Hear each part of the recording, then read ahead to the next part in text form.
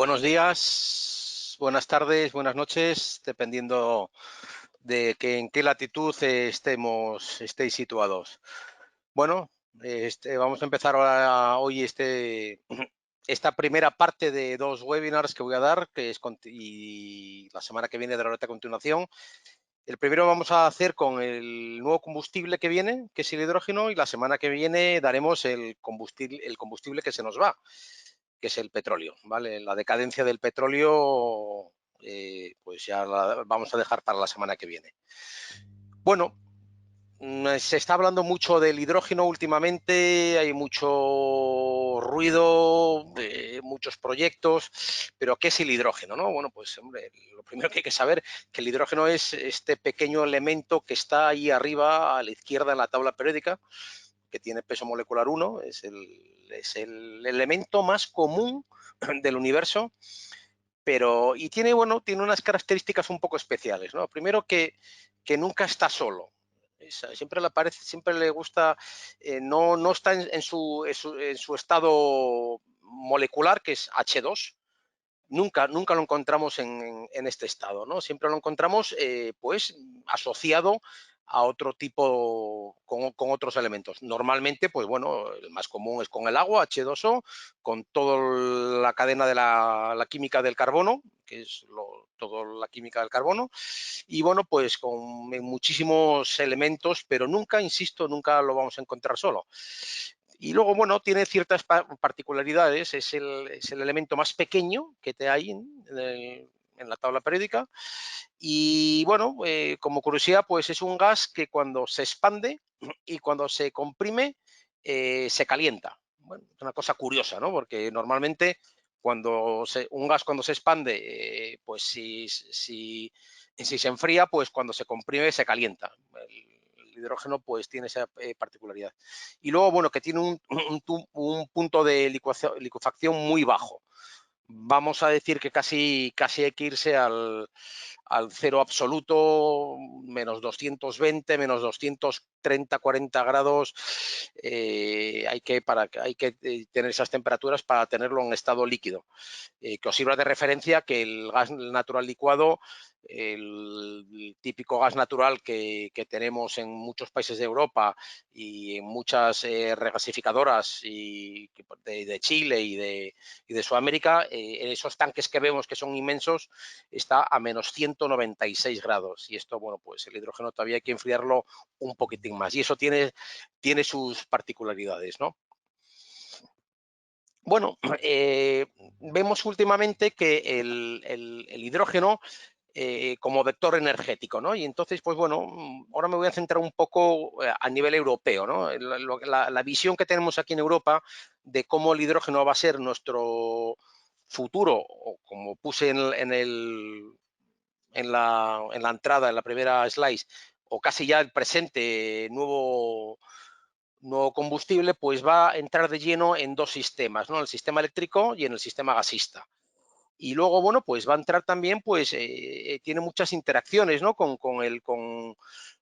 A nivel de transporte, a nivel doméstico, a nivel industrial, y tiene una versatilidad de hidrógeno-electricidad, ¿no? Cuando escuchamos hidrógeno, lo podemos extrapolar directamente a escuchar que estamos escuchando que tenemos electricidad.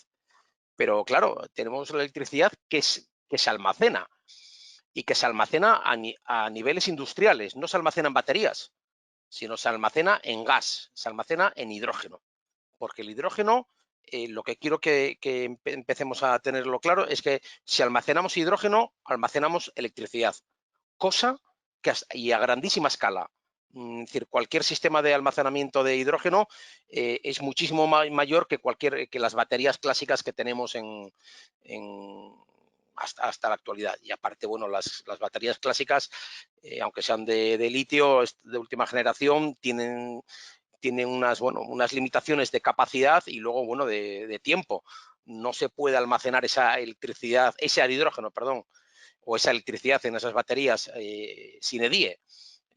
Cualquiera que haya pasado ahora que en estos tiempos de pandemia, que haya dejado su coche o su moto, como me pasó a mí, 3, 4 meses sin poder usarse, cuando vamos a cogerlos, las baterías pues fallan muchas y ha sido, pues bueno, hay que recargar las baterías. Es decir, la limitación de las baterías, del almacenamiento en baterías es una limitación grande, ¿vale? Sin embargo, eso no pasa con el hidrógeno.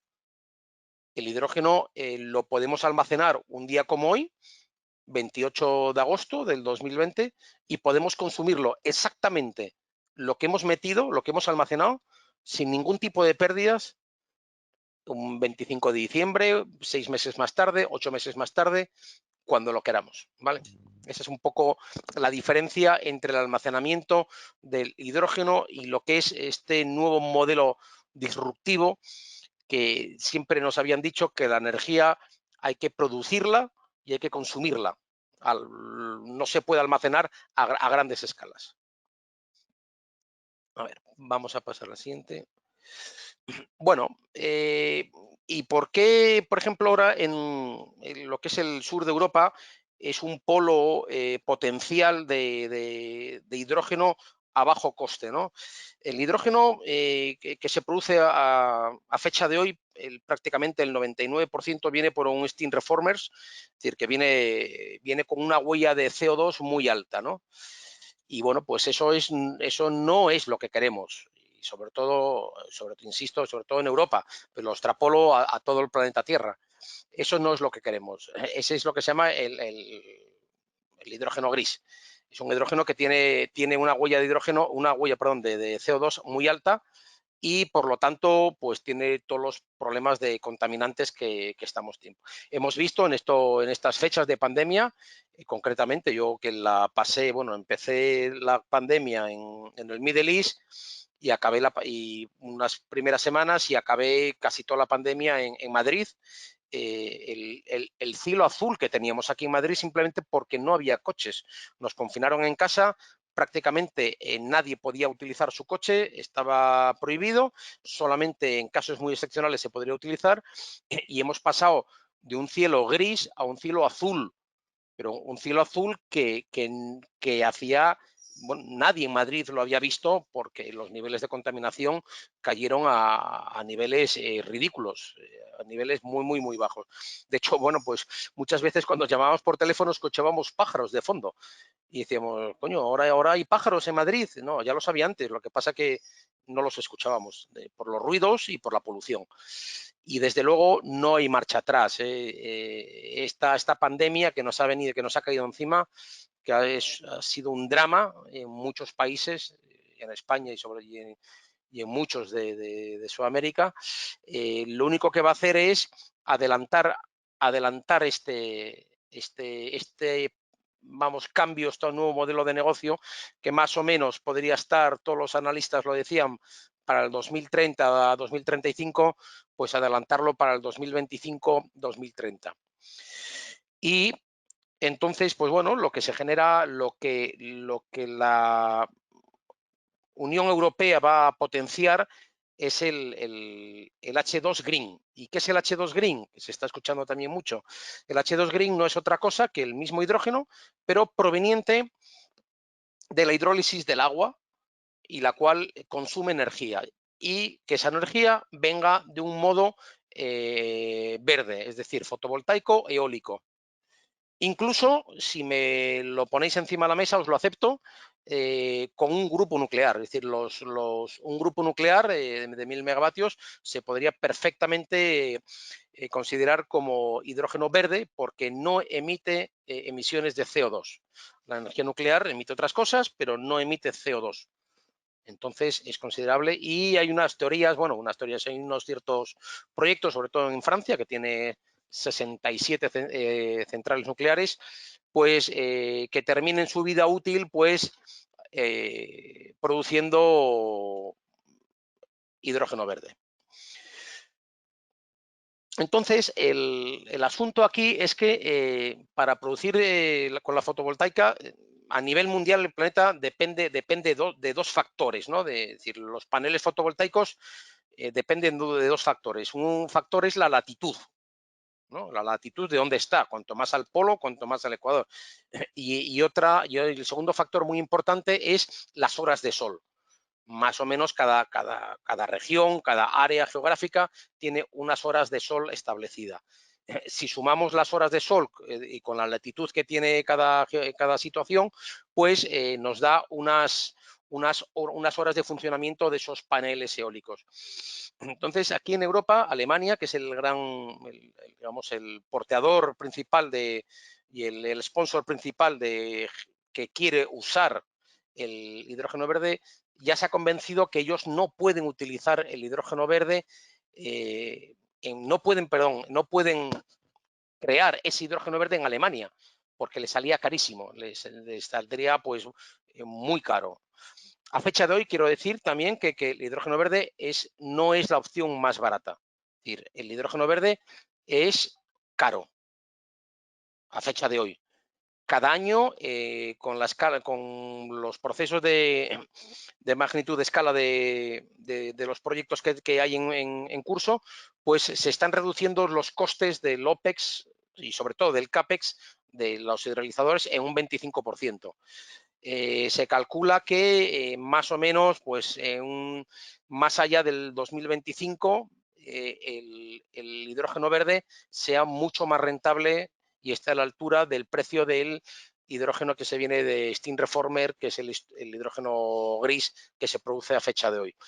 Para que os hagáis una idea, ese kilo de hidrógeno gris que se produce hoy, pues está sobre los 2 euros, euro y medio, 2 euros, y el green está sobre vamos a decir, entre los 7 y los 10, ¿no? Más o menos. Bueno, pues la idea es que en un plazo de 3, 5 años la tortilla se dé la vuelta y el hidrógeno verde sea competitivo también en precio. Lo que pasa que, bueno, Europa, yo os lo digo, Europa apuesta 100% por el hidrógeno verde. Todas las ayudas, y hay miles de millones de ayudas, van a ir en esa línea, ¿no? Y bueno, Disculpa, Fernando. Disculpa, es que se ve la pantalla en blanco ahora mismo. No sí, sé sí, si sí, se puede ve salir un en poco blanco. de... No, es que estaba Ajá, vale, esperando. vale, es que digo, ¿no? Vale, vale, disculpa, No lo que había había puesto. varias personas preguntando y era por aclararlo. Vale, pues nada, te dejo continuar. Perfecto, gracias. Disculpar la interrupción. Bueno, ahí vemos un poco los costes de producir hidrógeno verde en España como en Alemania. Estos datos vienen de los informes que ya los veréis luego, os lo voy a sacar, todos los datos que tengo, sobre todo viene del informe de Deloitte, ¿no? Aunque no están referenciados ahí, pero voy a hacer referencia luego y os voy a enseñar la portada. Son informes públicos, son informes que los podéis coger directamente de la web a través del Google. Bueno, si veis ahí, si os fijáis, ya simplemente por coger la columna del año 2020, la línea negra, que es el hidrógeno verde alemán, vamos a decirlo, pues estaría como 5,5, poco más, ¿no? Vamos a decir euros kilo. Y el español, vamos a decir el español y el portugués, porque tenemos la misma latitud, estaría casi en 3,5. Eso es casi un 40% más baratos de producir y de mantener un TCO en cualquier campo fotovoltaico. El kilo del hidrógeno de español, o más bien de la península ibérica, con respecto al alemán o centroeuropeo. Eso es una barbaridad de diferencia. Es decir, tengo el mismo proyecto con el mismo CAPEX, con el mismo OPEX, con el mismo precio de tierra, con el mismo todo, simplemente por las horas de sol y por las latitud, es decir, por ese sol que aparece ahí, el hidrógeno verde es muchísimo más barato de producir en lo que es en la península ibérica y en el sur de Europa. Y ya no os digo lo que es el norte de África, pero bueno, eso ya sería, tendríamos que hablar otro tipo de infraestructuras y evacuación de líneas y tendríamos otros inconvenientes, ¿no? Bueno, y esto es un poco lo que yo veo un poco a dónde va a ir este nuevo modelo de negocio disruptivo que se puede tanto escalar a nivel muy grande, pero la ventaja que tiene la producción del hidrógeno verde es que se puede desescalar. Es decir, nosotros podemos tener en nuestras casas, y de hecho ya los hay, hidrolizadores de tamaño, vamos a decir, familiar, ¿no? En el cual pues tendremos una, como veis ahí a la derecha, una instalación fotovoltaica y bueno, pues eso ya es muy normal. Para que hagáis una idea, en Alemania hay 50.000 megavatios fotovoltaicos instalados a fecha de hoy, 50.000, solamente fotovoltaicos, solamente fotovoltaicos.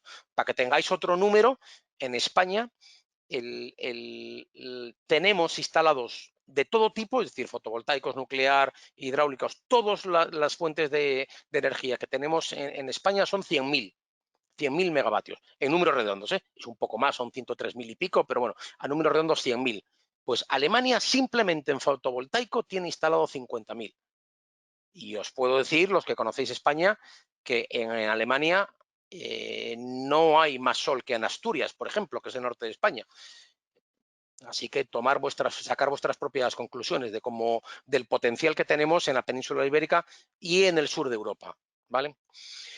Pues bueno, el modelo de negocio que yo veo, un poco a lo que se va a venir, a soluciones más o menos off-grid, es decir, aisladas de red y con sobre todo los excedentes de producción. Sacar lo que son los excedentes de producción de esa instalación fotovoltaica o eólica que se tenga y meterlos en un electrolizador, ¿no? Pues bueno, pues ahí estas fórmulas, esos números que pongo ahí, 55 kilovatios, entran 9 kilos de agua y lo metemos en un electrolizador, que es un ánodo y un cátodo, y de ahí sacamos 1 kilo de hidrógeno y 8 kilos de oxígeno, ¿vale? Entonces, pues bueno, hay un modelo de negocio que, bueno, ¿qué hacemos con ese kilo de hidrógeno, no? Pues bueno, primero, pues el camión que veis a la derecha, ¿no? Que venga un tercero y se lo lleve. Ya veremos el tercero dónde lo utiliza, si lo va a utilizar para ser un petrolero, si es una empresa petrolera y lo va a vender en sus instalaciones, en sus gasolineras o hidrogeneras, que se llaman ahora, y para los coches de combustible con célula de hidrógeno, con célula de combustible, que es un coche de hidrógeno. Para que os hagáis una idea, en Alemania, a fecha de hoy, lo consulté ayer, creo que hay 89 puntos de venta de hidrógeno para coches, ¿vale? Otro modelo de negocio, en España, lamentablemente, pues bueno, de momento solo hay 2 o 3, hay una en el Centro Nacional de Hidrógeno en Puerto Llano y otras, creo que hay un par de ellas por el sur, pero bueno, hay muchísimos proyectos y esto va a ser como los champiñones. Va a haber, hay mucha gente tirando por atrás, hay el MITECO, que es el Ministerio de Transición Ecológica, ha apostado fuerte, tenemos un centro nacional del hidrógeno ahí en Puerto Llano, liderando muchísimos proyectos, hay muchas iniciativas privadas y bueno, y hay algunos haremos mención a ellos a lo largo de la exposición. Y bueno, pues tarde o temprano se impondrán también en España y en toda Europa. Otro modelo de negocio es, pues bueno, sería que la hidrogeneradora esa que vemos ahí abajo, y bueno, pues para que tengáis una idea, con 1 kilo de hidrógeno podemos consumir hasta 120, entre 110 y 120 kilómetros en un Fuel Cell Electrical Vehicle, que es el acrónimo de FCEV, que es como se denominan los coches de hidrógeno. Por cierto, los coches de hidrógeno no es otra cosa que un coche eléctrico al cual le quitamos los 600 kilos que puede tener un Tesla, por ejemplo, tiene 600 kilos de batería, le quitamos los 600 kilos, le metemos un depósito de hidrógeno, le metemos en ese depósito de hidrógeno, bueno, es pesado, la verdad es que puede pesar casi 80 kilos, le metemos 5 o 7 kilos de hidrógeno, es decir, vamos a decir casi 100, le metemos una célula de combustible o una pila de combustible, como queráis llamarlo, y le metemos también unas pequeñas baterías, pero desde luego lo que hacemos es quitarle los 600 kilos que tiene que arrastrar todo coche eléctrico. Es decir, un coche de hidrógeno es igual que un coche eléctrico, lo que pasa que no acumula la energía, sino la energía eléctrica la genera, vamos a decir que prácticamente en el instante que la necesita, con lo cual evitamos pues todo tipo de pérdidas por acumulación o por tiempo que tienen las pilas que tenemos en la actualidad, ¿no? Y otra tercera opción es, veis aquí a la izquierda, veis que pues bueno, hay un depósito, ¿no? Es decir, que podemos almacenarlo. Esto, pues si Nikola Tesla lo hubiese o Albert Einstein cuando empezaron con todo esto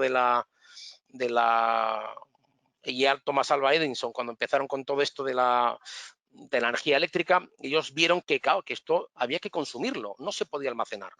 Y esta tercera pata, este bidón que veis ahí a la izquierda, es lo verdaderamente disruptivo de este modelo de negocio. Que tú puedes generar esa electricidad transformada en hidrógeno un día como hoy, un 28 de agosto del 2020, y cierras la válvula y la puedes cambiar a electricidad un 25 de diciembre. Eso es lo realmente disruptivo de este modelo de negocio. Y eso antes no se podía hacer. ¿Y cómo lo hacemos? Pues hacemos el proceso inverso del electrolizador que veis arriba. Es decir, meto hidrógeno, meto oxígeno, que el oxígeno lo cojo del aire o lo cojo del oxígeno que saco del electrolizador y me voy a una pila de combustible, lo que se llama una fuel cell.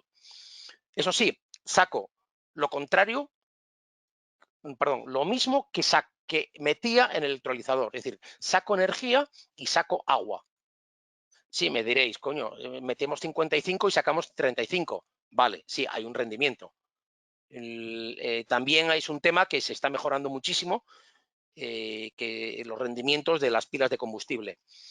Pero me dices tú, bueno, entonces, ¿por qué no lo consumo cuando lo produzco? Pues porque a lo mejor no puedo, porque mi consumo es el que es y yo no puedo meter más electricidad en la red. Entonces, dices, bueno, meto 55 y saco 35, pierdo 20. No, no pierdo 20, yo gano 35. Porque esos 35, si no los produzco, si no los consumo, esos 55 los tengo que tirar o los tengo que no producir. ¿Me entendéis el asunto? Este es el asunto. Que el precio de esta energía es casi residual, un poco. No tiene que ser una energía, esos 55, que sea precio de mercado, sino esos 55 kilovatios, ahora que metemos, es una energía que es excedente de producción. Es energía que no puedo ni consumir ni vender en el mercado. Que en teoría no tendría que ni producirla, pero la produzco para almacenarla. La almaceno, la transformo en hidrógeno y luego me lo puedo consumir en hidrógeno o lo puedo pasar a una pila de combustible y pasarlo a esos 35 kilovatios hora. Esto es más o menos, también depende un poco de los rendimientos de los electrolizadores y de la pila de combustible. Esto hace unos años 55 no eran 55, eran casi 70. Es decir, se están aproximando mucho y estos 35 pues cada vez van un poco más arriba.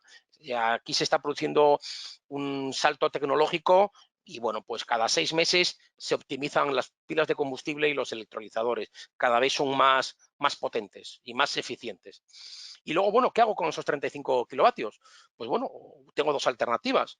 Lo puedo meter a mi red o lo puedo meter a la red nacional del país o de la zona. Bueno, eso ya habrá modelos de negocio para todo. Pero lo importante para esto es que este modelo de negocio que veis a nivel de casa, esto es perfectamente factible y lo hay. Esto es comercial, esto es un producto comercial que se vende.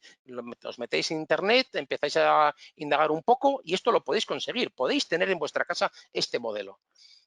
Pero este modelo es escalable un poco más arriba, pues a una pequeña pyme, a una pequeña empresa. También es escalable pues a un real estate o como muchos de vosotros de Sudamérica decir, a un condominio. En un condominio podéis tener este modelo de negocio, podéis tener muchos paneles solares con un hidrolizador centralizado y hacer una gestión única como una pequeña empresa. Esto también se puede escalar a la mediana y grandes empresas, porque al final lo que necesitamos es techo donde colocar los paneles solares. Y hay muchísimas industrias, muchísimos polígonos industriales donde esta tecnología les vendría pues de perlas, porque ellos lo que tienen son metros cuadrados de cubierta sin nada, directamente que les da el sol. Pero también esta energía puede ser eólica. ¿Cuántos parques eólicos vemos en España que están parados? ¿Y por qué están parados? Porque el sistema no les admite en ciertos días o en ciertos horarios, no les admite la energía que produce. Entonces tienen que parar. Tienen que parar. Entonces, pues en vez de parar, uno de las modelos de negocio que se plantea ahora es que produzcan, que no paren, que estén produciendo 24 horas, todo lo que puedan, ¿vale? ¿Y qué hacemos con los excedentes? Pues el modelo de negocio, el modelo de negocio. El modelo de negocio de sacar la energía que no puedo vender. Entonces, claro, ¿qué precio le pongo a una energía que el mercado no me compra? Pues esos 55 kilovatios, pues bueno, yo ahí os lo pongo encima de la mesa.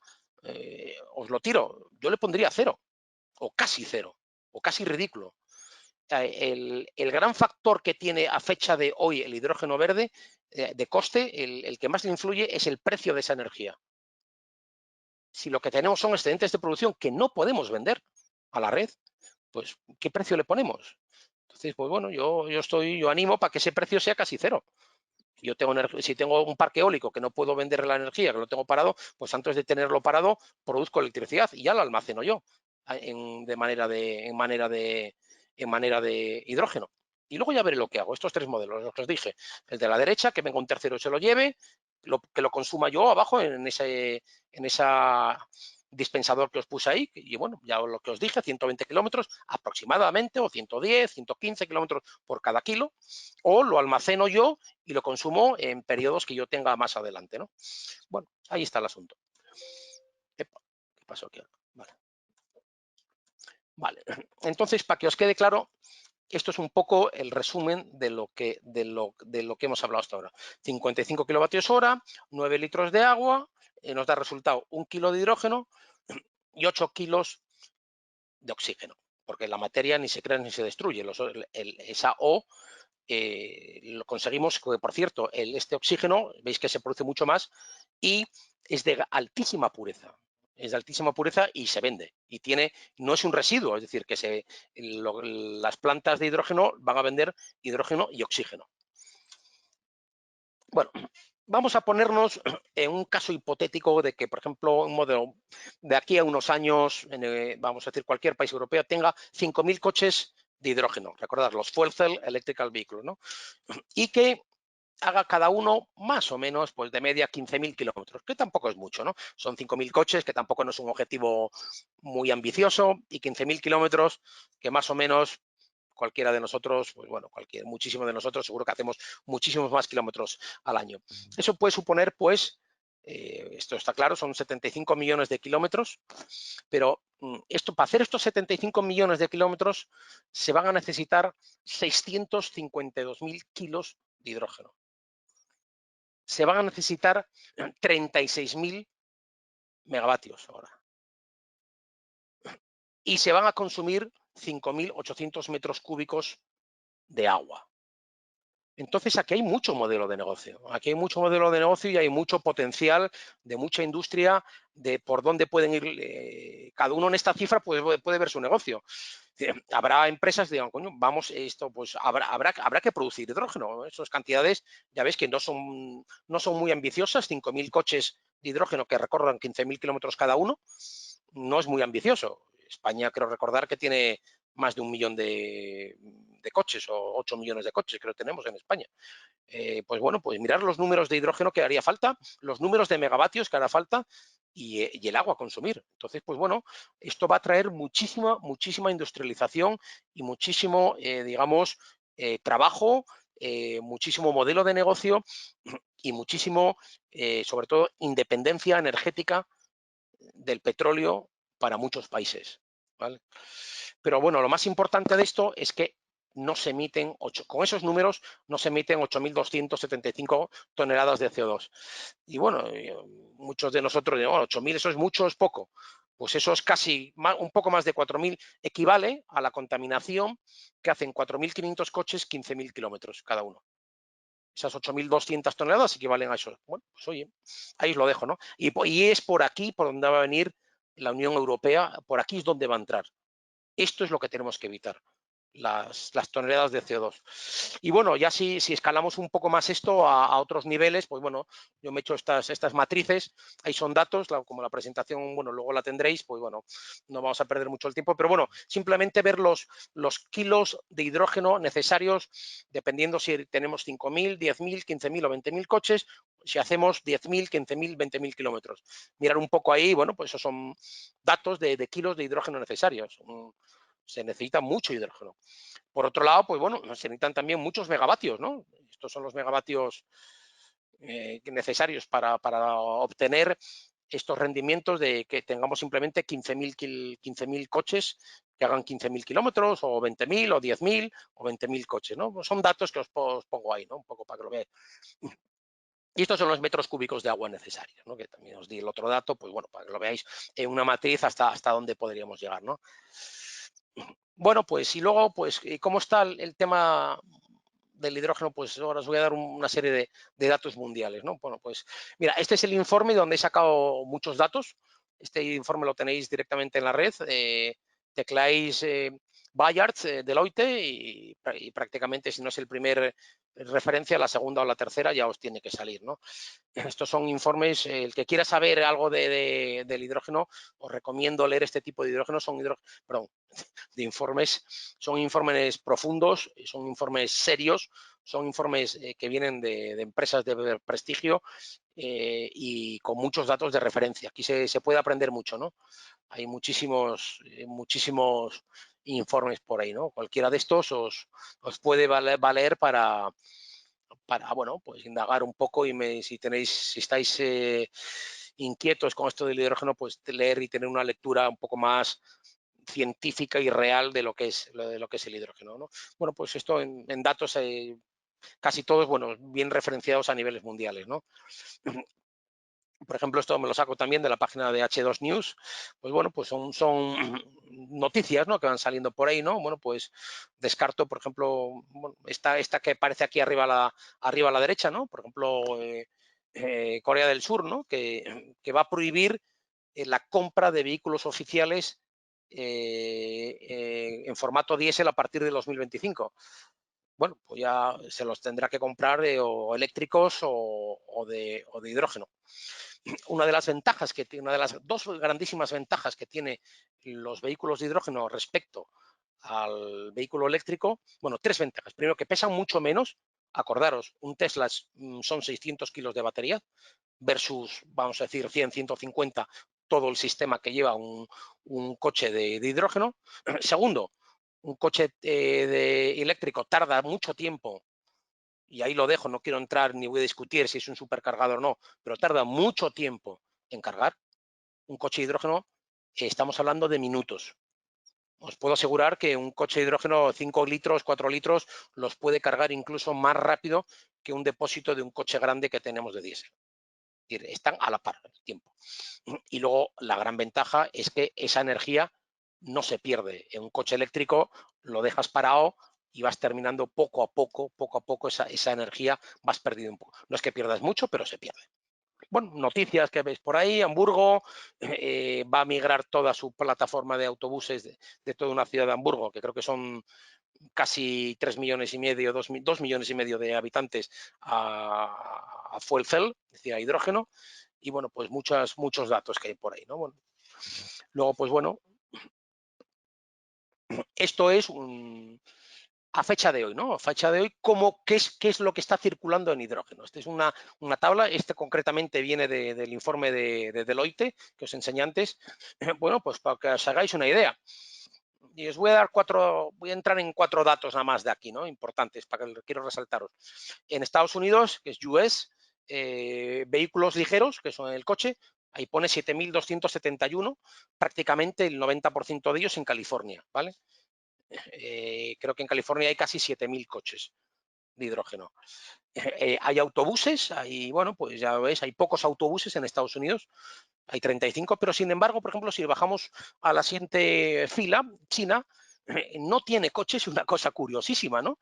No tiene coches, pero bueno, quiere acabar el final de año, los datos son que va a tener como 3.000 coches a final de año, pero sin embargo tiene más de 2.000 autobuses. Hay flotas enteras en ciudades pero ciudades, ya sabéis cómo son las ciudades en China. Cualquier ciudad en China es mayor que media Europa. Lo normal, el tamaño medio de una ciudad en China son de entre 5 y 10 millones de habitantes.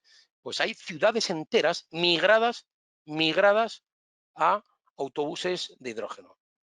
¿Vale? Es un, bueno, ahí dejo bueno, a mí me sorprende, ¿no? Que, por ejemplo, que en Estados Unidos no hay autobuses, pero que haya muchos coches, y en China que haya muy pocos coches, prácticamente ninguno, y que haya muchos autobuses, ¿no? En Europa hay 1000, más o menos, la gran mayoría en Alemania, y los países limítrofes, tipo pues Holanda, Bélgica. Pero bueno, el target que tiene ya lo veis ahí, pues más casi 4 millones para dentro de unos pocos años, 2030. Lo que va a apostar Alemania va a apostar fortísimo por los camiones y autobuses. Va a apostar fortísimo y es por donde va a entrar en Europa. Luego os voy a dar el porqué de ello. Bueno, ya os lo doy ahora. Hay dos.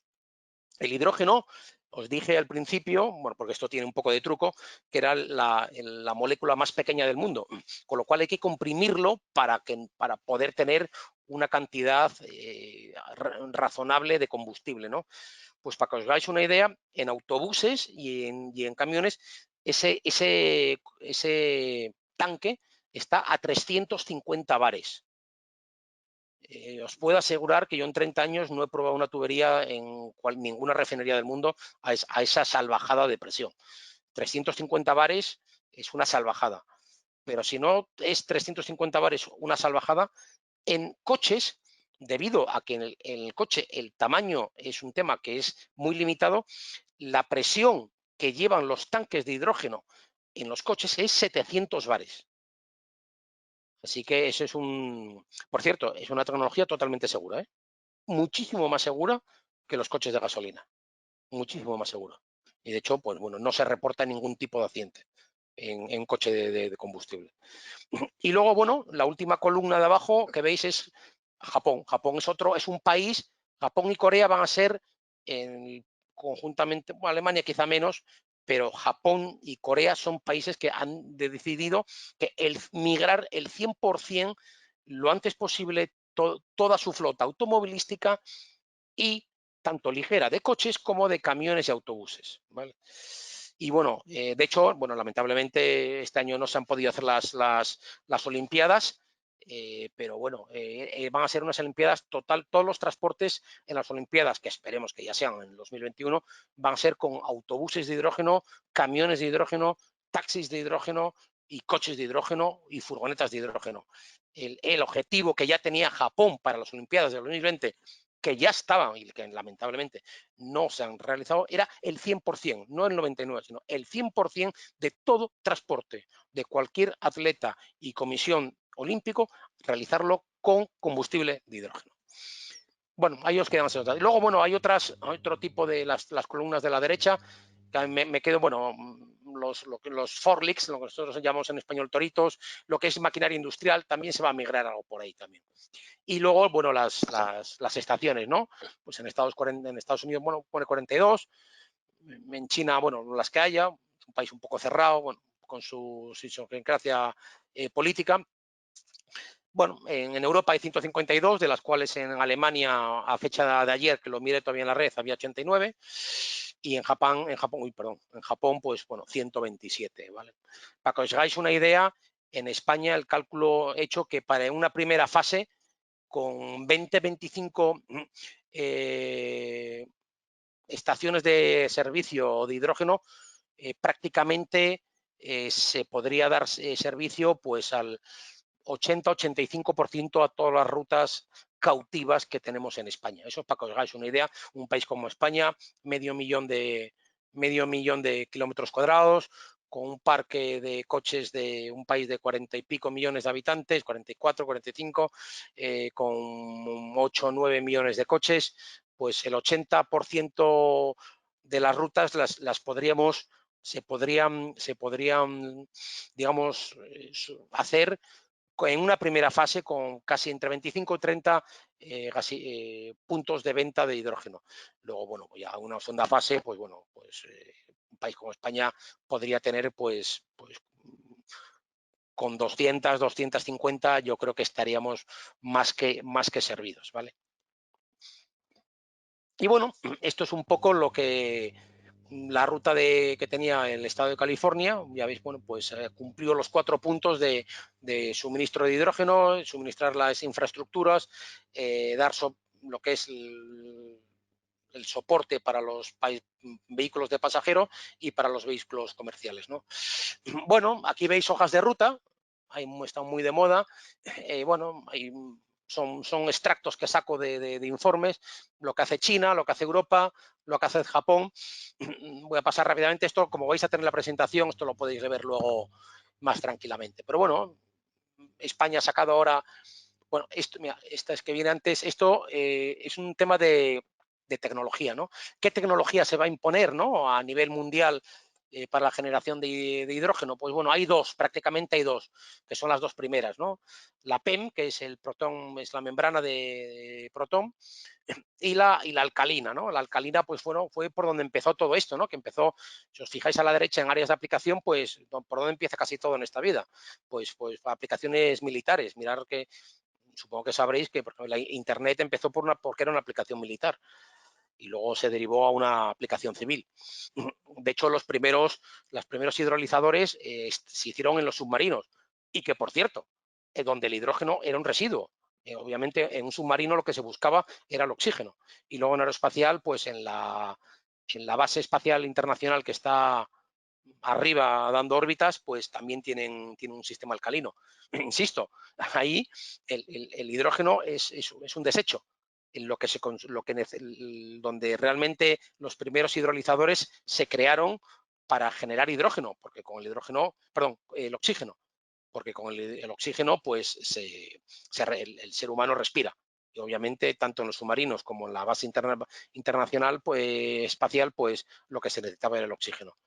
Y luego, pues bueno, se está imponiendo mucho ahora a nivel grande los grandes licenciantes, tipo, pues los grandes, los grandes equipos de hidrólisis que tienen los grandes fabricantes alemanes, tipo Siemens, tipo Nestlé,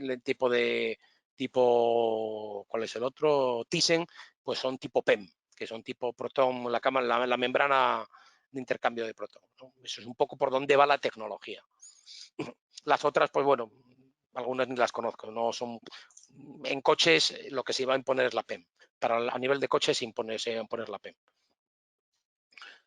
Y luego, bueno, pues voy a poder, pues aquí en los últimos 5 minutos, cómo hay modelos de negocios que a nivel de planeta, ¿no? ¿Qué ha hecho Australia? Pues Australia ya sacó hace como 5 o 7 años una estrategia, una estrategia país, y ¿qué ha hecho? Pues bueno, ha invertido, ha hecho unos estudios de viabilidad, ha hecho una demo, ya ha hecho, pues bueno, se ha gastado pues bueno, pues ahí pone pues esa cantidad, ¿no? 146 millones. Estos datos los saco de la página de Worley, la que vais a ver de Worley, la antigua Worley Parson, que ahora es solamente Worley, de este proyecto que está haciendo, ¿no? Australia, una cosa que bien sabéis, que tiene terreno y tiene sol, muchas horas de sol. Y hay un país que está muy cerca, que es Corea del Sur, que es productor y prácticamente número 2, porque número 1, raro que no sea China. Hoy en día todo es el número 1 en producción de coches de combustible, de fuel cell y de coches eléctricos es China, pero el número 2 es Corea del Sur. Pero Corea del Sur tiene un problema, que no tiene mucho sol y es un país muy pequeño. Entonces ha llegado a un acuerdo con Canadá, perdón, con Australia, y ha hecho este modelo de negocio. Dice Australia, no se preocupe, yo le fabrico el hidrógeno a precio competitivo. Pues bueno, pues entonces, ¿qué está haciendo Australia a fecha de hoy? Pues está poniendo 8.700 megavatios para que esos 26.000 autobuses que quiere tener, autobuses y camiones que quiere tener Corea del Sur en un plazo de 2025-2030, no le falten hidrógeno y tengan hidrógeno competitivo en precio. Bueno, miraros que la inversión es, bueno, ahí está en dólares australianos, 14 billones, eso supone casi 9,8 billones de euros, que son casi 9.200 más o menos, y en dólares que sería casi 10.000 10.000 millones, que son 10 billones de dólares americanos. Y eso, pues para las empresas australianas es riqueza país, da infraestructura, da riqueza, da proyectos, da puestos de trabajo y da comercio. Y da, pues bueno, y luego sobre todo lo que es situarte como un productor número uno de esta nueva energía, sin depender de los combustibles fósiles, ¿no? Esto es como un acuerdo que han hecho pues Corea del Sur y Australia. Esto lo podéis ver en la página de Worley, que lo veis ahí arriba a la izquierda. De hecho, es un print pantalla directamente. Estos datos son públicos. Bueno, ¿qué podemos hacer en España? ¿Qué tenemos en España? En España ahora, bueno, se han anunciado varios proyectos. Hay un gran proyecto en Petronor, que es una refinería que está en el norte de España, donde va a hacer una captura de CO2, va a coger los excedentes de producción de una renovable, va a poner una hidrolizadora, va a producir hidrógeno verde, va con la captura de CO2 y con unos procesos químicos licenciados y le suma el hidrógeno, le mete carbono, carbonato y va a producir combustibles sintéticos. Bueno, ya veremos hasta dónde llega todo esto. Entonces son, bueno, un poco estos un modelo, bueno, pues a ver qué tal sale este proyecto. Luego en Puertollano tenemos también más, en Puertollano ahora otra gran empresa eléctrica va a poner pues un gran proyecto para Fertiberia, que es una empresa química española, y va a producir, la empresa química consume muchísimo hidrógeno, y entonces, pues bueno, le va a producir todo el hidrógeno verde a través de un hidrolizador ahí en el sur de España, donde os puedo garantizar que pega bastante el sol. Este modelo de negocio salió el otro día en prensa, según lo cogí le puse una print pantalla, pues bueno, pues quieren modelos de negocio con excedentes de producción donde estén los parques eólicos, empezar a poner, vamos a decir, estaciones de servicio no muy grandes para poder servir a pequeñas flotas cautivas que pasen cerca de esas rutas donde están los parques eólicos. Y bueno, luego pues la gran contribución que va a hacer en España va a ser a través del MITECO, que ha hecho una hoja de ruta y bueno, ha sido publicada el pasado 11 de septiembre, donde tiene una serie de objetivos y tiene 57 medidas. Y bueno, pues esa tiene, bueno, pues es un buen inicio para que, bueno, pues España, desde aquí de España, esta es parte de la ruta que tenemos, pues podamos ser, perdón, pues grandes productores de hidrógeno pues bueno, con el respaldo de un proyecto país, ¿no? Como es España, ¿no? Hombre, obviamente también aquí hay nuestros vecinos, los portugueses, que no son mancos, tienen un pedazo de proyecto en la área industrial de Sines, donde van a exportar todo, lo voy a poner un poco más tarde, donde van a exportar todo el hidrógeno a Centro Europa, porque Centro Europa sabe que no puede producir a precio competitivo todo el hidrógeno que va a necesitar. Necesita del sur de Europa para que lo produzca. Bueno, esos son los datos que pone el objetivo del MITECO, 4 gigavatios, un 25% de consumo industrial para 2030, 5.000 vehículos ligeros, ya visteis los números que os puse antes concretamente con 5.000 vehículos, 150 autobuses. Bueno, yo ahí lo veo un poco escaso, ya esos 150 yo creo que podrían ser bastante más, 2 líneas de trenes, bueno, 100 hidrogeneras, a ver si para el 2030 son unas pocas más, y 5 puertos y aeropuertos. Y bueno, aquí ya hay muchos proyectos que están ahora en fase de facility, fase de estudio, fase de conseguir fondos financieros europeos para conseguir estos proyectos, y en breve pues saldrán muchísimas más noticias sobre estos. Tenemos la oportunidad y a ver si esta oportunidad nos lleva, nunca mejor dicho, a buen puerto.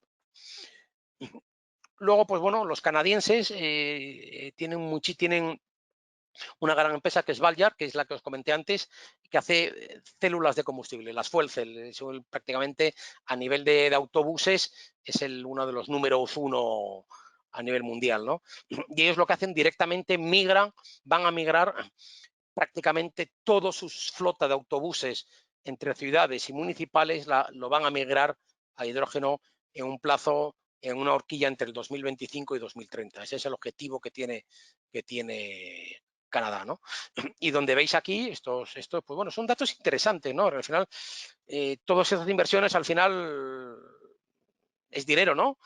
Pues bueno, pues ellos están haciendo, depende un poco el rango, ves que distinguen entre menos de 150 kilómetros de rango hasta 450 y hasta 500, ¿no?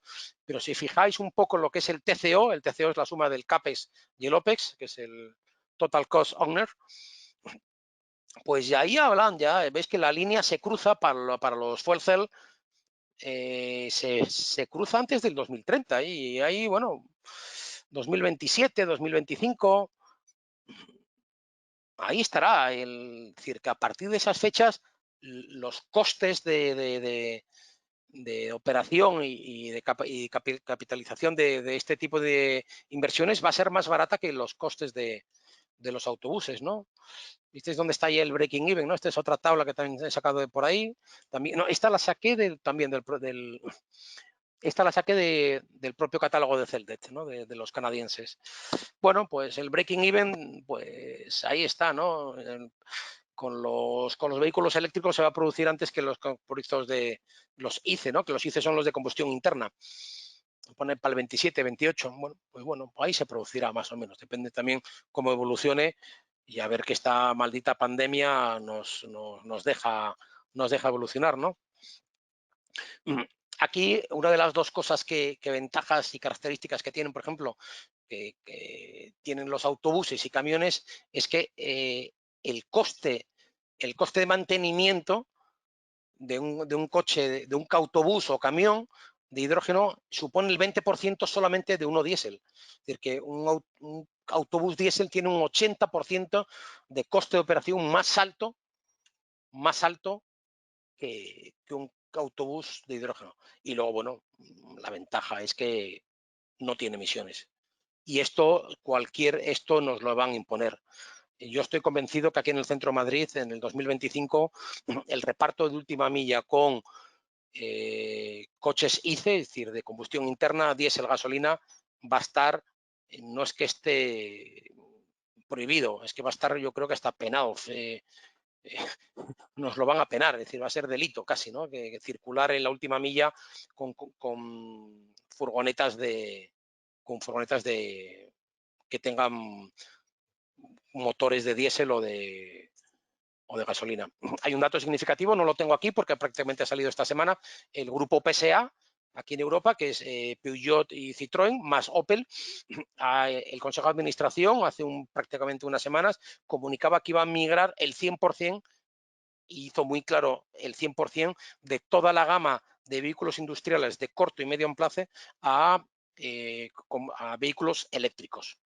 No son, y seguro que va a migrar parte de ellos a hidrógeno. Es decir, que no va a haber furgonetas de para corto alcance con motores diésel o gasolina.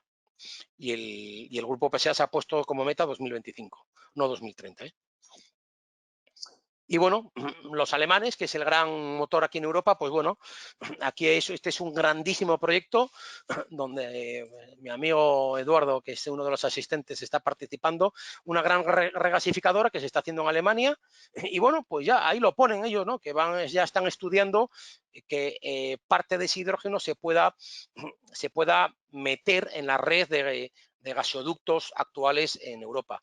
Más o menos, pues bueno, para que os hagáis una idea, porque el hidrógeno tiene sus características de corrosión y de permeabilidad, pues bueno, pues está estudiado que hasta un 5, 10, 15% las líneas actuales gasistas soportarían meterle ese porcentaje de hidrógeno. ¿Qué ventajas tiene? Que la molécula de hidrógeno es prácticamente 3 veces más energéticamente más potente que la molécula del gas natural, ¿no? Y bueno, pues ahí los alemanes van a ser pioneros, pues bueno, con estos primeros estudios que se están haciendo en Europa. En España también en Agas me consta que está haciendo muchos estudios y espero que pronto nos pueda dar muchas sorpresas y sobre todo alegrías con el tema del hidrógeno. Otro modelo de negocio que tienen los alemanes, pues ellos tienen una serie de trenes, ya están circulando y pues bueno, pues son trenes donde llevar una catenaria supone una infraestructura de CAPEX altísima y luego pues bueno, un OPEX para un mantenimiento pues también muy alto, pues llevar trenes de hidrógeno. Estos ya son factibles y serán trenes que veremos en el centro de Europa, ya están circulando, insisto, en Alemania y para el 2025 los veremos en muchos países y a mí me gustaría muchos sistemas de cercanías, ese típico tren matutino que tiene un recorrido de 20, 50 kilómetros que nos lleva mucho a nuestros puestos de trabajo, sin duda antes del 2030 serán muchos de ellos serán con transporte de usarán de combustible de hidrógeno, ¿no? Esta es una foto del otro día, es también de la semana pasada, donde están los puntos de suministro de hidrógeno en las autopistas en Alemania. Bueno, pues ya veis, prácticamente en Alemania tú puedes tener un coche de hidrógeno y no tener esa ansiedad, ¿no? Que por ejemplo hay ahora en España, por ejemplo, con los coches de eléctricos, ¿no? Que prácticamente, bueno, a pesar de que hay muchos, pero bueno, no hay una red todavía que garantice, siempre tienes que andar esperando bueno, pues es la que es, bueno, se va a ampliar, se está ampliando mucho, se está mejorando muchísimo, pero bueno, esta concretamente es la que hay de hidrógeno por el centro de Europa. La parte central es Alemania, veis que también está la parte de Holanda, Bélgica, norte de Italia y Austria, Francia y algo que hay por la República Checa, que se ve ahí a la derecha. Portugal, ¿qué ha hecho Portugal? Portugal ha hecho un proyecto país y, bueno, pues ha emitido también una hoja de ruta con unos objetivos muy, muy agresivos.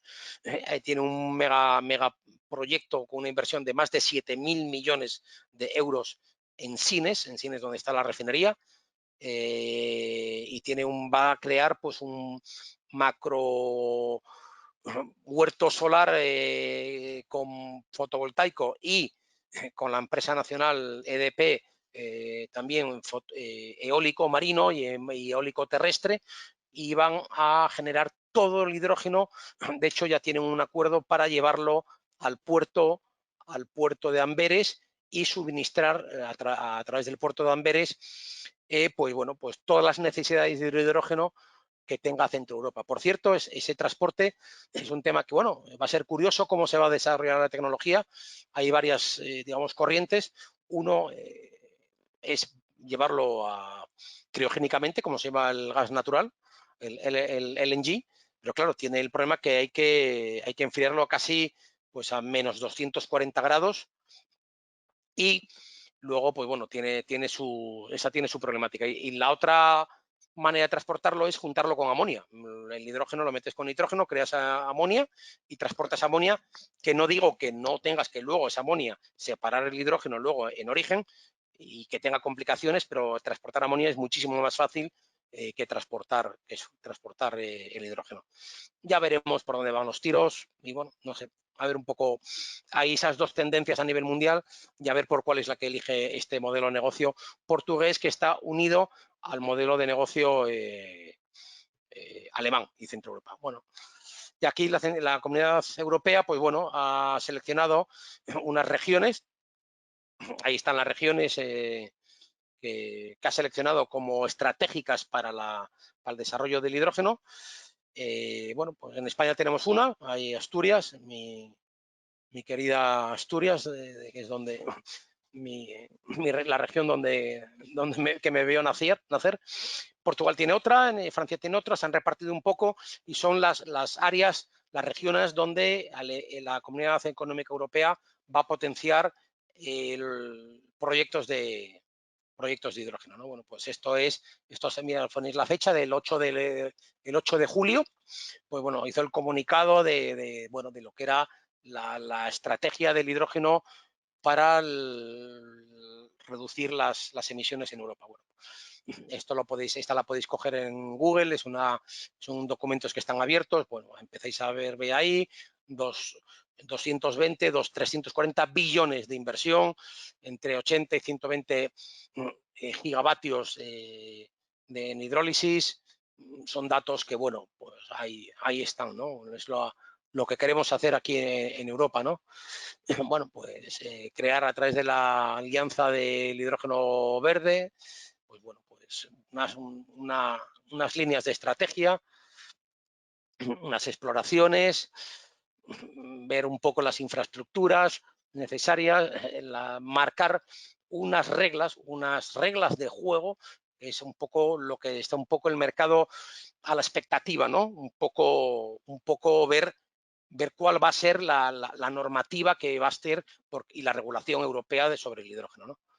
Bueno, más o menos 100 megavatios, crear aeropuertos y aeropuertos verdes. La hoja de ruta española va muy en línea, como salió más en tarde, que la europea va muy en línea de lo que marca la europea, el Innovation Fund, que son una serie de ayudas a fondo perdido. Y bueno, pues ver un poco la transición ecológica y que nos va a llevar a descarbonizar la movilidad sin que ciertos países y ciertas áreas se queden pues atrás por la descarbonización de la movilidad, ¿no? Y bueno, yo con esto más o menos acabo, me he extendido un poco, pero bueno, creo que ha merecido la pena. Podemos abrir ahora unos 5 o 10 minutos de ruegos y preguntas. Las podéis poner en la página, ahí en el asistente, y bueno, iremos respondiendo según van saliendo. A ver, yo lo que quiero ver ahora es cómo desligo esto. Vale, perfecto. Bueno, veo que hay bastantes, vamos a ver. Dice Andrés Ramírez, producimos hidrógeno verde a partir de materia orgánica, no hidrólisis. No, el hidrógeno verde lo producimos a partir de hidrólisis, y esa hidrólisis viene a través de lo proveniente de energía que sea verde. 90 veces va a ser, 90% va a ser fotovoltaica, eólica e, insisto, puede ser hasta nuclear, ¿vale? Más preguntas que tengo por aquí. A ver. Bueno, Emilio Nieto, director general, muchas gracias por asistir, Emilio, director general del Centro Nacional del Hidrógeno, es un placer y bueno, tenerte como escuchante en este webinar, cuando tendría que ser al revés, casi lo tendrías que dar tú en vez de yo. Bueno, no olvidar la biomasa como fuente de energía renovable, es cierto, cierto. España tiene, y muchos países de Sudamérica van a tener un potencial gordísimo con la biomasa, y la biomasa está dentro de lo que marcan digamos, la normativa para que esa energía sea verde, ¿vale? No hemos hablado en este webinar, pero bueno, no quiero dejarlo, y dado que Emilio Nieto nos hace esa pequeña reseña, la ponemos. Bueno, Fernando Toc nos dice que cuáles son las compañías más confiables y que suplen los hidrolizadores en España. Bueno, primero, en España no hay ningún fabricante. Lo sabrá. Hay empresas que hay modelos de negocio que quieren llevar a nivel, digamos, de off-grid. Bueno, yo estoy en un modelo de negocio, desarrollando un modelo de negocio en una de las empresas, pues bueno, pues por temas de no meter temas personales míos aquí, no voy a dar nombres. En el perfil mío de LinkedIn lo podéis ver. A nivel grande, pues están los grandes players aquí son Siemens, son Thyssen, las grandes fabricantes alemanes, europeos, pero también hay pequeños, hay muchos pequeños, hay europeos, está saliendo alguno español, y de hecho, bueno, pues por no meterme con problemas de interés, de conflicto de intereses, no te voy a dar los nombres con los que estamos aquí en España, pero bueno, a poco que engades en internet o veas la página mía de LinkedIn, los puedes ver. Pero insisto, de momento no hay ninguno. A ver, ¿qué más preguntas tenemos por aquí? Para temas de almacenamiento se requiere enfriamiento como entiendo como las centrales. Christopher, pues sí, almacenamiento a gran escala. Hay dos sistemas. O lo pasamos ese hidrógeno a amonia, que es NH3, y se lleva en líquido, o lo hacéis criogénico. Creo que a nivel mundial solamente hay un barco que hace una ruta entre Australia y Japón. A ver, ¿qué más? Edwin, Jonathan Calderón me pregunta, ¿es producir hidrógeno a partir de agua de mar sería más costoso? No es que sería más costoso, sería más dificultoso. Al final tienes que hidrolizar agua con un ánodo y un cátodo, y esos ánodos y los cátodos los gastarías. Hay tecnología, de hecho se hidroliza agua de mar. A ver, ¿de dónde creéis que sacan los submarinos el agua? El agua lo sacan del agua de mar, pero lo que pasa es que tiene un coste de operación más alto. No hace falta que sea agua, para hidrolizar el agua no hace falta que sea agua desmineralizada. Y con que sea agua pura, cuanto más pura mejor. Vamos a dejarlo ahí. Obviamente, pero se están desarrollando muchas tecnologías, y yo lo que creo que lo que se va a desarrollar es una tecnología suficientemente barata para que al final el agua de mar sea tan hidrolizar, se pueda usar perfectamente. Pero le quedan unos años todavía, le quedan unos años.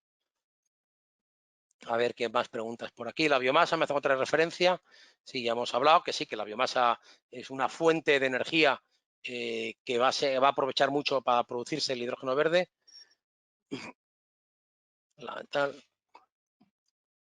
A ver qué más tenemos por aquí abajo. Voy pasando. Héctor nos pregunta si es factible para los aviones. Lo será. ¿Hay estudios? Lo será. Lo será. De hecho, lo que te voy a decir es que con ese hidrógeno verde, a través de biocombustibles, lo que sí vamos a generar es naftas y queroxenos sintéticos. Y ahí en breve, personalmente yo te puedo dar una alegría. Yo estoy involucrado en un grandísimo proyecto que se va a hacer en España para sacar, es un waste to fuel, y vamos a sacar combustibles sintéticos y vamos a poner una planta grandísima de hidrólisis. Lo que sí se va a utilizar es, a fecha de hoy, hidrógeno verde para crear combustibles sintéticos. Ya veis que también hay un proyecto de Petronor, al cual hice referencia en el webinar. Pero que a fecha de hoy utilicen turbinas de hidrógeno, lo habrá, sin duda. Pero a fecha de hoy muy experimental. Muy experimental. Sobre todo porque es que por las compresiones que tienen que ir como mínimo a 300 bares, y es difícil meter un depósito de 300 bares en un ala o en un fuselaje de un avión. ¿Vale? Pero lo sabrá. Yo creo que en el 2030 veremos alguno. Bueno, yo de momento vamos a seguir. Lo que sí van a migrar son las turbinas. Las turbinas, los grandes turbineros sí que van a migrar parte de que su combustible 5, 10, 15, de hecho, y lo digo porque es público, Siemens quiere migrar el 100% de turbinas, concretamente creo que es la GTA 400, que es una turbina, quiero recordar, de 14, 15 megavatios, anda por ahí, o de 12 megavatios, y esa ya la quiere migrar al 100% a hidrógeno. En un plazo de 5 años se van a migrar muchísimas a hidrógeno, pero muchísimas. Nos preguntan sobre la calidad de agua. Pues bueno, la calidad del agua, cuanto más pura, mejor. Pero la tendencia es que la tendencia es que se pueda utilizar cada vez agua más sucia, ¿no? Me dice, bueno, el tema es de la explosibilidad del hidrógeno. Bueno, con el hidrógeno nos fuimos a la Luna. Os recuerdo que el Apolo 11, todo el proyecto Gemini y todo el proyecto Apolo, que fue el que nos llevó a la Luna, y es hidrógeno, combustible es hidrógeno. Todos sabemos que ha habido alguna fatalidad, que recordamos, pero bueno, es un combustible seguro. Hoy en día yo veo más casi problemático cada coche con 100 litros de gasolina. Para mí es un coste molotov y no nos preocupamos. Por ejemplo, en los puntos de suministro, la valvulería, el sistema que hay de válvulas a 700 bares para que salga el hidrógeno, es que es totalmente seguro. Si no está bien metido el plug, que es un modelo H700, H70, no sale el hidrógeno. Y tú, sin embargo, cuando desenganchas el surtidor, tú puedes tirar al suelo gasolina. Es decir, hay muchos más accidentes con la gasolina que con el hidrógeno. Eso sí, al hidrógeno hay que respetarlo porque es un hidrógeno, es un combustible que es explosivo. ¿Os recordáis lo que pasó con los cepelines, los famosos cepelines, y con el Hindenburg que ardió cuando tomó, vamos a decir, tierra, no toman tierra literalmente, en Nueva York, en Manhattan, antes, pues yo creo que fue en el 1930 y pico, ¿no? Luego se han desarrollado, pero bueno, ya no usaban hidrógeno, y era porque utilizaban hidrógeno, ahora utilizan helio. Pero sí, al hidrógeno hay que tenerle mucho respeto porque es un combustible peligroso. Pero bueno, no le veo más peligrosidad que cualquier depósito de gasolina o cualquier repostaje que hacemos en cualquier gasolinera. Dice Juan Carlos, ¿cuánto cuesta un auto eléctrico hidrógeno? Bueno, ese es el problema hoy en día. Hoy en día hay pocos coches, concretamente hay Hyundai, hay Toyota. Os podéis meter en la página de BMW y Mercedes. Para el 2022 van a sacar el X5. El de Hyundai cuesta, que es carísimo, pero es lo que hay, a fecha de hoy cuesta 70.000. Entre 70.000 y 65.000 euros. Son coches caros.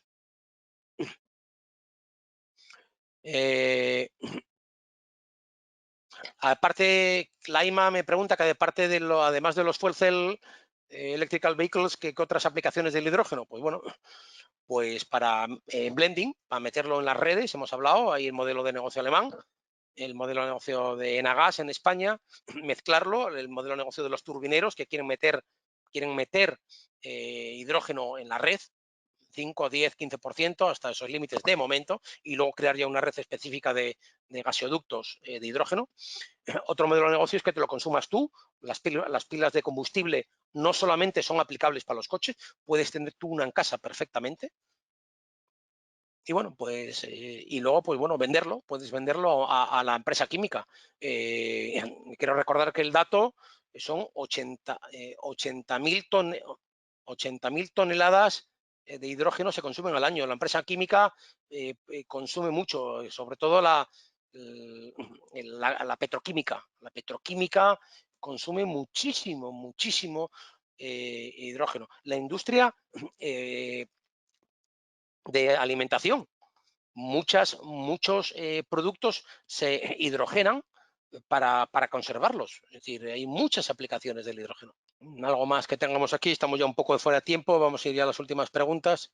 ¿Qué diferencias hay entre el hidrógeno verde y el gris? El verde, que no viene, la fuente energética que usa es una fuente que no produce CO2, es decir, o fotovoltaica, o eólica, o incluso, ya te digo, nuclear y, como bien hizo el apunte el profesor Emilio Nieto, pues la biomasa. Los otros, el gris es el que viene a través de un transformado de un steam transformer, de un proceso petroquímico. Entonces, normalmente todas las plantas de hidrógeno están pegadas cerca de las refinerías de nuestro mundo. Rafael Almestar nos dice desde Perú que sí, que Petroperú va a producir hidrógeno para producir el azufre y mejorar la calidad de los derivados. ¿Qué tipo de calidad se tendrá con el hidrógeno? No, la calidad es la misma, va a ser casi 99,999%. El tema es qué apellido le ponemos a ese hidrógeno, si va a ser hidrógeno verde o hidrógeno gris. Si lo va a hacer a través de un steam reformer es gris, y si lo va a hacer a través de una planta fotovoltaica o eólica va a ser hidrógeno verde. Y bueno, yo creo que con esto ya vamos a alguna pregunta. Bueno, Reinaldo dice, ¿cuántos kilovatios se producen de seso en España que pueden usarse para soportar el modelo económico planteado de la producción de hidrógeno verde? Pues bueno, todos los que quieras. Es decir, ten en cuenta que en España tenemos, creo que eran 22.000 megavatios instalados eólicos y unos 5.000 fotovoltaicos. Obviamente los fotovoltaicos por la noche no producen, pero la eólica por la noche pues no produce, muchos fines de semana no produce. Es decir, todos esos, el jueves santo no produce, el viernes santo no produce, el día de Navidad no produce. ¿Por qué? Porque no hay consumo industrial. Los días que no consume, siendo los días de festivos, feriados, el consumo energético decrece.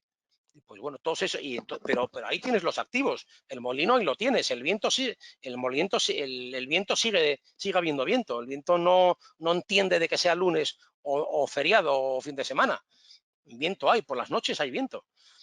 El número exacto no lo sé, pero se puede sacar casi un 40%, yo creo tranquilamente 20% de una instalación a nivel macro. Habría que ver, depende de las áreas eólicas que tenga cada país. Sonia me dice, y con esta ya cerramos, el tema del agua. Se requiere agua. ¿No se contrapone con la crisis del agua? Sinceramente, sí, yo no digo que no se requiere agua, de hecho ahí están los números, pero el agua que se requiere es poca.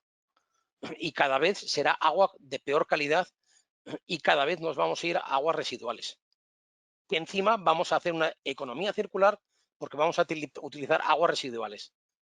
Yo creo que la tendencia mundial va a ser a eso, cada vez ir a utilizar aguas de peor calidad, aguas saladas, aguas de vertederos, agua de plantas de tratamiento, y esa agua que hoy en día que se utiliza para agua de riego y hay mucho, no se puede utilizar para agua bebible, pues que se vaya utilizando. Bueno, yo creo que he respondido a casi todas las preguntas. El webinar se va a subir. Han sido pues muchísimos los asistentes de muchísimos países. Muchísimas gracias a todos. Mucho ánimo. Cuidaros. De esta vamos a salir. De esta vamos a salir. Y vamos a salir muchísimo más grandes, muchísimo más verdes. Buenos días, buenas tardes, buenas noches. Os espero la semana que viene con la segunda parte que vamos a ver, que es la decadencia del sector del oil and gas. Muchísimas gracias y buen fin de semana a todos. Hasta la próxima.